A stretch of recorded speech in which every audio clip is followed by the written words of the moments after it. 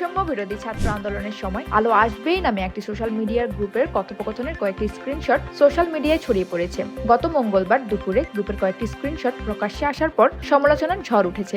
এই গ্রুপটিতে মূলত কয়েকজন আওয়ামী লীগ নেতা ও দলটির ঘনিষ্ঠ হিসেবে পরিচিত শিল্পীরা ছিলেন। ছড়িয়ে পড়া হোয়াটসঅ্যাপের স্ক্রিনশটে দেখা গেছে সাবেক তথ্য প্রতিমন্ত্রী মোহাম্মদ আলী আরাফাত ও সাবেক সংসদ সদস্য চিত্রনায়ক ফেরদৌসের নেতৃত্বে আলো আসবেই নামক একটি গ্রুপে কথোপকথন করেছেন তারা। এতে অভিনেত্রী অরুণা বিশ্বাস, সুহানা সাবাকে ছাত্র আন্দোলনের বিপক্ষে দেখা যায়। যেভাবেই হোক শিক্ষার্থীদের আন্দোলন থামার পক্ষে মতামত দেন তারা। আবার অরুণা বিশ্বাস পরামর্শ দেন শিক্ষার্থীদের উপর গরম পানি ঢালার। এমনকি গ্রুপটিতে জনপ্রিয় নির্মাতা মোস্তফা সরোয়ার ফারুকীকে নিয়েও কথা বলতে দেখা গিয়েছে গ্রুপ সদস্যদের। এই গ্রুপে আরো ছিলেন অভিনেত্রী শামিমা তুষ্টি, চিত্রনায়ক রিয়াজ, অভিনেতা সাজু খাদেম। আর ছড়িয়ে পড়ে স্ক্রিনশটে অভিনেত্রী সুইটি, সোহানা, অরুণা বিশ্বাস সহ কয়েকজনকে সক্রিয় দেখা গেছে।